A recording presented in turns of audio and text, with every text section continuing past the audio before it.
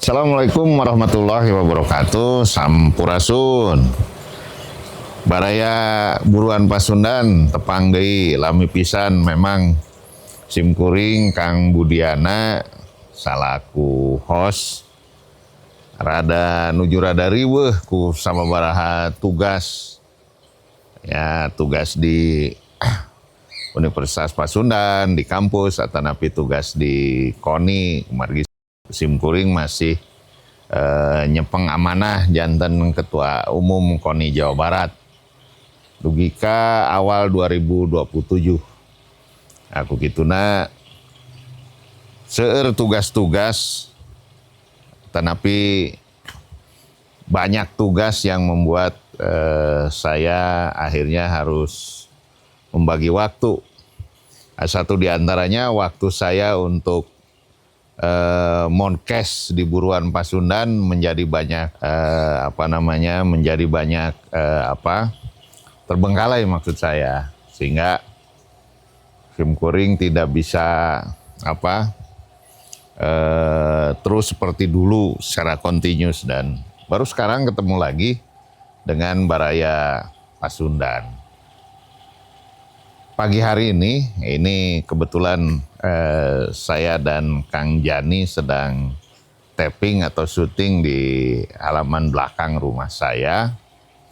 Itu akan ya bincang-bincang lah sedikit beberapa belas atau puluh menit ke depan ya, tentang keadaan atau kondisi provinsi yang kita cintai bersama, Provinsi Jawa Barat, yang bahkan isu terakhir ini katanya akan dibagi menjadi beberapa bagian dari Provinsi Jawa Barat ini, atau dimekarkan. Mungkin menjadi ada Provinsi Cirebon, Provinsi Priangan Timur, dan lain sebagainya. Ya, bagi saya selaku masyarakat biasa yang sedang tidak memiliki kekuasaan apapun, hanya bisa menikmati hasil pembangunan yang dilakukan oleh penguasa di Jawa Barat hari ini, atau kepala daerah, atau katakanlah Gubernur Jawa Barat, Kang Deddy Mulyadi, beserta jajaran pemerintah provinsinya, begitu, yang dikawal secara politis oleh DPRD Provinsi Jawa Baratnya.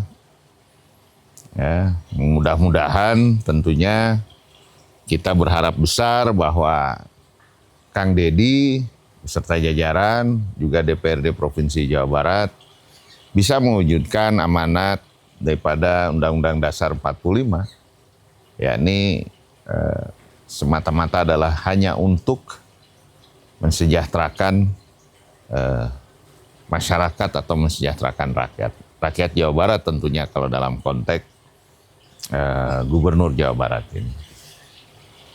Namun demikian, dinamika kita rasakan cukup luar biasa, karena nampaknya ada satu pola kepemimpinan yang begitu sangat baru ya, bahkan mungkin terbarukan begitu ya, yang dilakukan oleh Pak Gubernur Jawa Barat kita ini. Dalam amatan saya, ya ini tidak masuk ke dalam wilayah benar atau salah. Namun kemudian bagi masyarakat biasa seperti saya ini, lebih melihat kepada kemaslahatan dari akibat dari kepemimpinan yang dilakukan oleh Pak Gubernur, oleh Kang Deddy Mulyadi.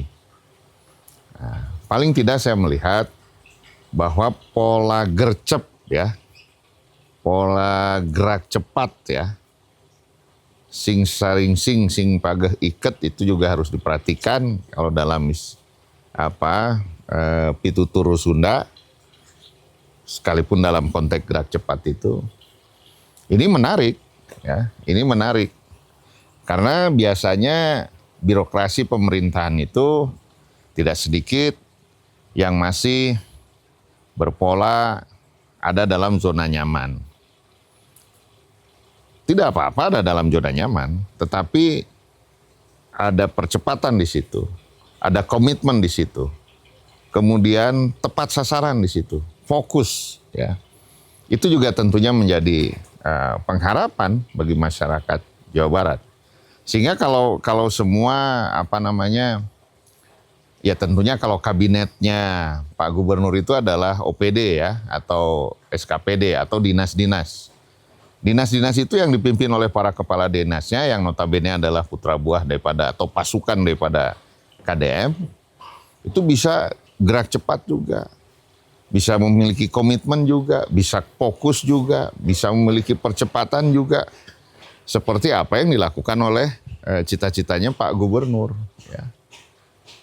Bahkan saking ingin gerak cepatnya, Pak Gubernur Jawa Barat ini, saya jadi teringat seperti apa yang dilakukan oleh Jokowi ketika beliau memimpin DKI dahulu. Yang saya maksudkan melantik pejabat eselon 2-nya atau para kepala dinas dan badan itu dan pejabat lainnya di bawah itu. Bahkan kalau nggak salah dulu dilakukan di bawah gardu listrik ya. Di salah satu sudut kota di Jakarta pada saat itu. Sekarang juga kalau nggak salah sudah sekitar 2 kalian kalau nggak salah saya perhatikan Pak KDM melakukan pelantikan pejabat eselonnya seperti itu. Kalau itu atas dasar gerak cepat yang harus dilakukan oleh beliau, ya saya setuju saja begitu. Walaupun lazimnya atanapi dina bahasa Sunda nama ilaharna gitunya, pelantikan pejabat itu dilaksanakan di gedung negara, di pusat pemerintahan, di gedungnya gubernur, tempat kerja Pak Gubernur. Itu bagus juga karena kailaharana sepertos gitu. Tapi kalau kemudian Pak Gubernur mungkin sama sekali sedang ketat waktunya karena beliau sedang bertugas begitu sangat padat, dan beliau tidak ada waktu lagi, sehingga di tengah-tengah tugas itu misalnya ketika beliau berada di daerah tertentu maka di situ diadakan pelantikan, ya silakan saja, itu bukan salah atau benar menurut saya. Yang penting adalah KPI atau output daripada pejabat yang telah dilantik oleh Pak Gubernur itu betul-betul bisa membantu Pak Gubernur dalam rangka mewujudkan kesejahteraan rakyat Jawa Barat. Saya kira demikian. Di sisi lain mudah-mudahan juga Pak KDM yang kita banggakan ini beserta jajaran, harapan kami gitu ya, betul-betul bisa melaksanakan program kerja yang memang telah menjadi cita-cita besar beliau ketika penyampaian visi misi di saat tahapan pemilihan gubernur tempo hari, dan kemudian disahkan berikutnya oleh DPRD Jawa Barat, itu bisa dilaksanakan dengan secara konsisten. Betul bahwa ada gaya pemanfaatan media sosial yang sangat luar biasa. Saya juga masih teringat, tidak hanya Pak KDM, nampaknya Pak Ridwan Kamil juga sebelumnya memanfaatkan potensi yang ada di media sosial, gitu. Namun menurut saya harapan besar masyarakat tentunya popularitas di media sosial yang terjadi dalam kepemimpinan Pak Gubernur ini betul-betul bisa menapak, membumi dalam praktek keseharian beliau sebagai kepala daerah yang dibanggakan oleh masyarakatnya, yang dibanggakan oleh rakyatnya. Ya alat bukti bahwa kepala daerah itu dibanggakan, ya beliau terpilih gitu kan. Kira-kira demikian.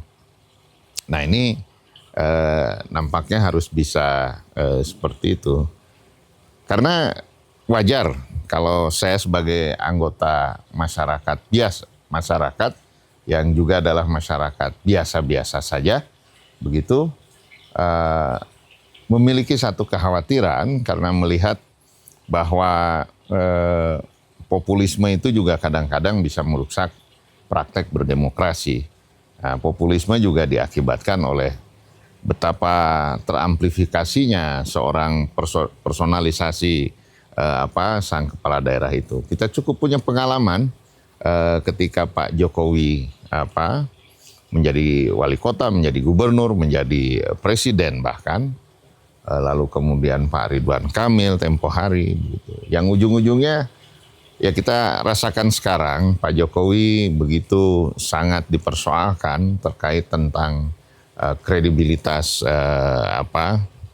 jenjang pendidikan S1-nya, terkait dengan keabsahan daripada ijazahnya begitu ya.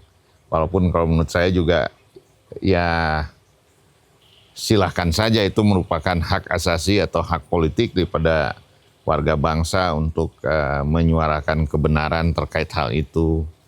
Tapi juga kalau terlalu sering ya itu juga wajar, saya kira karena dampak media sosial yang luar biasa hari ini lebih dahsyat dibandingkan dampak era televisi biasa tempo hari beberapa dekade yang lalu.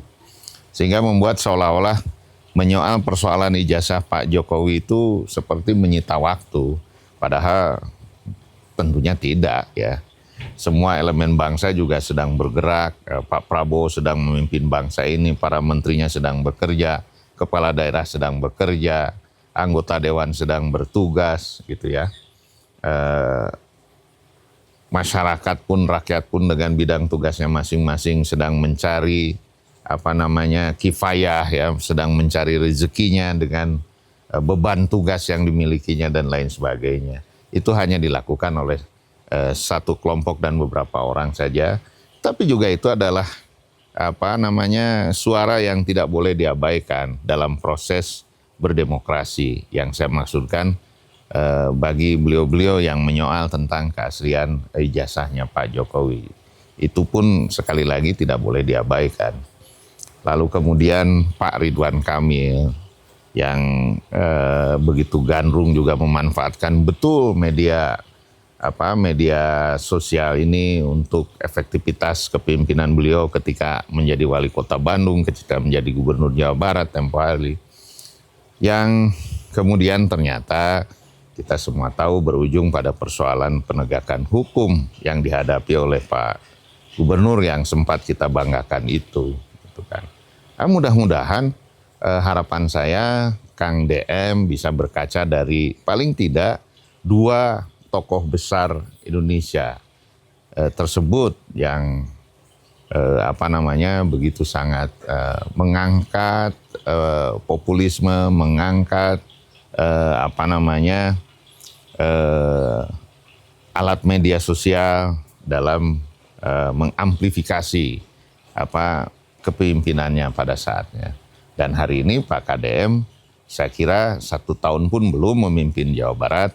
Mudah-mudahan Pak KDM secara efektif bisa memanfaatkan media sosial itu betul-betul untuk proses pembangunan Provinsi Jawa Barat. Karena 1 senti pun langkah-langkah Pak KDM itu adalah langkah-langkahnya pemimpin Jawa Barat yang sedang memimpin 50 juta rakyat Jawa Barat ini kurang lebih. Yang tentunya di beberapa pelosok masih terdapat saudara-saudara kita, sahabat-sahabat kita yang masih berkebutuhan dalam persoalan ekonomi, dalam persoalan pendidikan. Di sisi lain juga tentunya masih ada peran-peran serta masyarakat ya dalam membantu proses membantu pembangunan yang ada di Jawa Barat ini juga yang harus diakselerasikan, yang harus diharmonisasikan oleh Pak Gubernur. Karena Pak Gubernur itu ya jargonnya juga kan Bapak Aing. Jadi Pak Gubernur juga Bapak bagi seluruh masyarakat Jawa Barat yang 50 juta ini. Beserta stakeholder yang ada di dalamnya. Sekali lagi ini harus dimanfaatkan. Yang terakhir, saya juga ingin menyampaikan dari persoalan kepemimpinan yang muncul hari ini yang banyak bersifat out of the box, tetap juga harus memiliki komitmen kepimpinannya yang nyunda, kalau bisa nyantri, kalau bisa nyakola, kalau bisa nyantika. Itu adalah pagon yang ada di tanah Pasundan ini, ya. Ini menjadi sangat penting. Pemimpin itu harus memiliki ketegasan. Pemimpin dia tidak boleh menjadi sosok yang peragu. Dia harus memiliki ketegasan, sekali lagi. Ketika keputusan itu diambil bagi seorang pemimpin, tentunya banyak hal yang harus dipertimbangkan. Kadangkala kalau yang saya rasakan, ketika saya melaksanakan satu amanah, ketika menetapkan satu putusan, yang saya maksudkan pasti ada pihak di yang lain yang tidak sepakat, tidak setuju, bahkan mungkin kontra terhadap putusan yang kita lakukan. Tetapi kita persoalannya sebagai pemimpin tetap harus memutuskan. Yang tentu yang harus diambil adalah, yang harus diperhatikan adalah asas keadilan dalam proses putusan yang kita lakukan sebagai pemimpin. Jadi pemimpin itu kadang-kadang dalam mengambil keputusan bagaikan meminum secangkir kopi pahit. Rasanya pahit kopi itu, ya. Tetapi faedah daripada meminum kopi pahit itu atau hikmah daripada kopi pahit itu begitu sangat luar biasa. Sekali lagi, semoga semua kita ada dalam kewarasan. Cag, wilujeng, hatur nuhun. Wassalamualaikum warahmatullahi wabarakatuh. Sampurasun.